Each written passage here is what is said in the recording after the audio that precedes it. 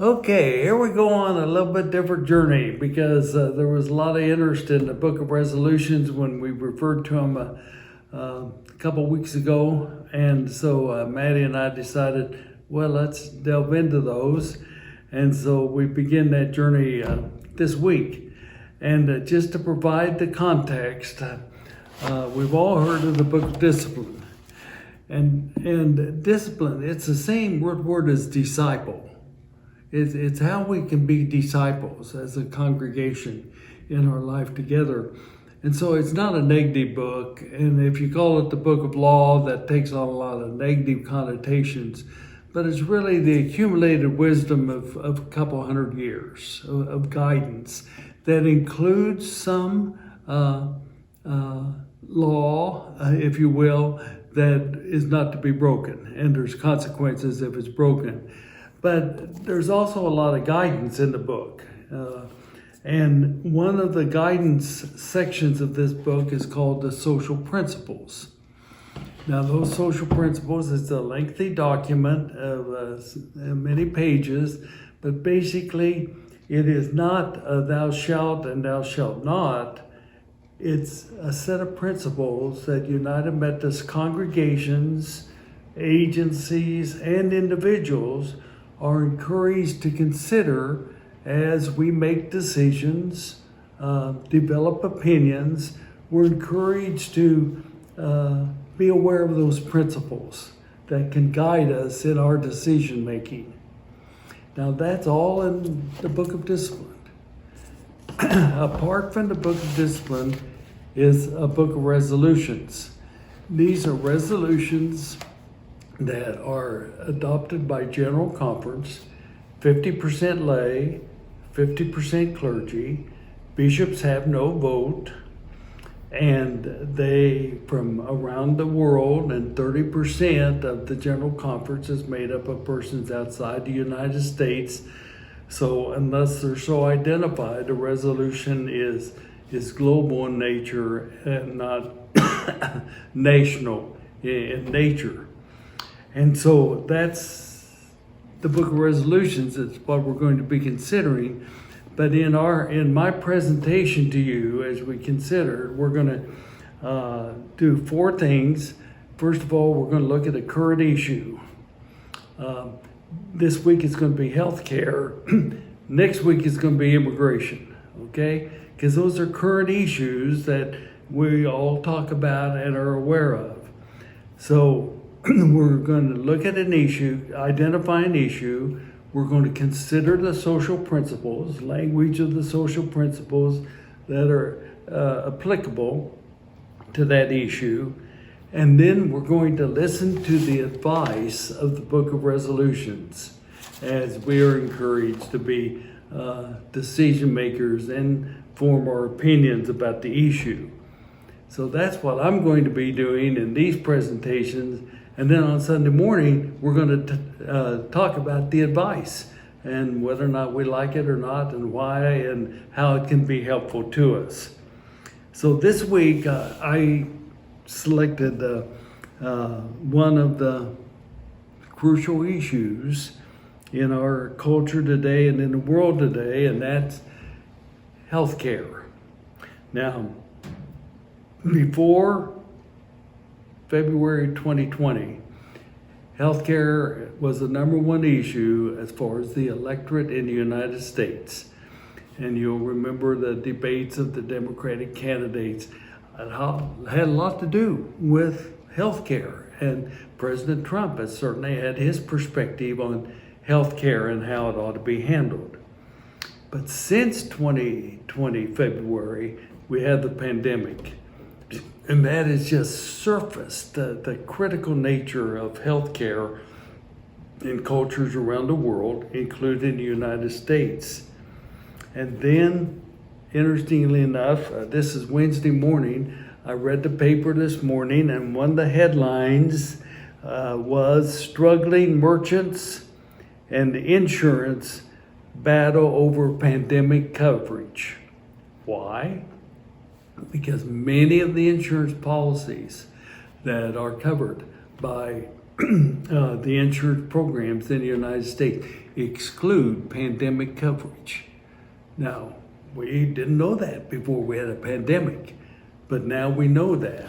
And so, recently a court case of a person that had the virus, had critical care, had a $650,000 bill to be paid, and the insurance declined payment because it said right there in black and white, pandemics were not covered. He didn't know that, the insured didn't know that, and so he didn't think that was fair and in terms of the crisis. But the court upheld the insurance company. Why? Because that's what the policy read. And so even today, as I read the paper, this issue of healthcare is a crucial one in our culture and crucial from the perspective of faith. So first of all, what do the social principles say about healthcare? Well, the title of the paragraph is The Right of Healthcare. Not the privilege, but the right. And interestingly enough, it's from a global perspective. So Medicaid isn't mentioned, Medicare isn't mentioned, Medicare for All isn't mentioned, the Affordable Health Care Act is not mentioned. It has to do with health care and the right of health care. And basically, let me read from the social principles briefly, just to get a feel of how the social principles are written to have us consider this perspective before we make a decision or form our opinions. It says healthcare is a basic human right. Among other biblical passages, they refer to Ezekiel 34, and as God through Ezekiel is pointing out the weaknesses and the failures of the leadership of Israel to care for the weak. Quote, "You don't strengthen the weak, heal the sick, bind up the injured, bring back the strays, or seek out the lost." That was Ezekiel's indictment against Israel of not strengthening the weak or healing the sick. And then as we consider the social principles further, in terms of all the ways that healthcare can be provided, the social principles state, we believe it is a governmental responsibility to provide all citizens with healthcare. And we encourage hospitals, physicians, and medical clinics to provide access to primary health care to all people, regardless of their health care coverage or ability to pay for the treatment. Now that's the principle. Health care for all. But then let's deal with the specifics. In the Book of Resolutions, it reminds us in a paragraph of our founder, John and Charles Wesley. And this is what the Book of Resolutions says. John and Charles Wesley, for them, health was integral to salvation. Interesting faith perspective. In the Wesleyan understanding of salvation, Christ's self-giving on the cross not only freed us from the guilt of sin, but restored us to the divine image in which we were created, which includes health and wholeness.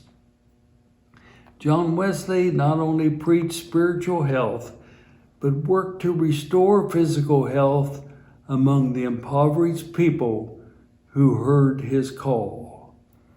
He wrote a little book entitled Primitive Physic, a primer on health and medicine for those who were too poor to pay for a doctor. So at the beginning of our movement, as the Methodist movement and now the United Methodist Church, health care for all was something that was important to those brothers who founded our movement.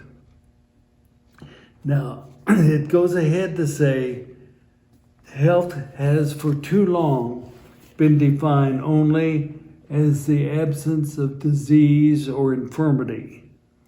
The World Health Organization took a more holistic view when it termed health as a state of complete physical, mental, and social well-being. So we're talking about more than a sneeze, more than an injury, more than cancer. We're talking about a state of complete physical, mental, and social well-being. A fascinating reference in the Book of Resolutions is, we who are people of faith and spiritual well-being, we find our best definition in the biblical concept of shalom. I had never thought through this, but, quote, shalom conveys or expresses a comprehensive view of human well-being, including a long life of happiness ending with a natural death. So the Book of Resolutions is calling our attention to our own heritage of health care for all, explicitly addressing the reality that the poor of the world do not experience the right to health care. And as we consider the journey of health care, this paragraph, no one portion of the 7 billion members of God's global family has a monopoly on the expertise of achieving health. Achieving health assumes mutual respect among the peoples of the earth and the sharing of lessons learned in each society among the others.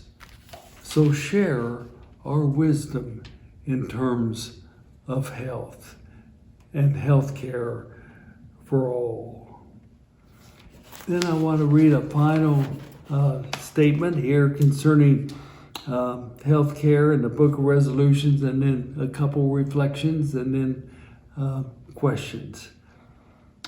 The Ottawa Charter for Health Promotion identified the basic prerequisites for health as peace, shelter, education, food, income, a stable ecosystem, sustainable resources, social justice, and equity. And here's a powerful punchline of what I just read. One estimate of the factors influencing health gives medical health delivery only 10% of the impact. Family genetics account for 20% of the variability in health. Environment, 20%, and lifestyle, 50%. So all of a sudden, we see in the Book of Resolutions some guidance in terms of understanding that what assures health care for all is more than just access to a doctor. It's far more comprehensive than that. Now let me make a couple, 3 reflections and then raise some questions for us. One is that in the second term of George W. Bush's presidency, he was encouraged by some persons, one of whom is a friend of mine, to be on the side of those in Congress who realized that in the United States, some 30 years ago, we started to get hold of the pandemic of HIV/AIDS. And we were giving hope to those who experienced this disease as far as a resolution and a way to live with HIV/AIDS instead of certainly dying. Congress passed and George W. Bush signed legislation to do what? To share our learnings in the United States healthcare system with the nations of Africa through an aid package to Africa, which since was the first time that Africa had the resources in the nations of Africa to address the AIDS epidemic and pandemic instead of just letting people die. Remember what the Book of Resolution said about sharing our wisdom and our resources globally. Another illustration is local. We have a community health program here addressing those that are underinsured or not insured. How is that funded? That's funded through federal tax revenue in communities across the United States. In a bipartisan way, Congress has stepped forward and continued to support and initiate more of these community health centers nationwide to address those who are non-insured or underinsured for access to health care. So it's not only a global issue relating to a pandemic of AIDS in Africa, it's also local of how persons in our community have access to health care. And then, as I shared with you this morning's paper, one of our dilemmas in the United States today is that we have millions all of a sudden who are falling through the cracks. They once thought they had the right to health care, but all of a sudden, a working family that has had insurance coverage now has no insurance coverage. For the pandemic has resulted in the phenomenon of access to health care of many who had it no longer have it today. As citizens, we have decisions to make, opinions to form. And the United Methodist Church social principles say it's a basic human right to have access to health care. Not a privilege of a few, but a right of all. And the Book of Resolutions enables us to see that that is a stance of faith, not just citizenship or economic stability. For Sunday, I've got some questions I would like for you to discuss with me and with Maddie. First of all, what are the arguments you have experienced against the principle of health care as a basic human right? What are the arguments you've heard, not having to do with affordable health care, not having to do with Medicaid, but what arguments have you heard against health care being a basic human right? Secondly, what sustains that position that health care is to be delivered unevenly? Something's got to be supporting that. What supports that uneven understanding of the deliverance of health care? Thirdly, what barriers must be overcome for health care to become a basic human right? What are the barriers that have to be overcome? Finally, and it's a provocative question that the Book of Resolutions raises for me. In what ways do we all suffer when health care is not a basic human right? In what ways do we all suffer if health care is not a basic human right? Happy thinking, and we'll look forward to Sunday.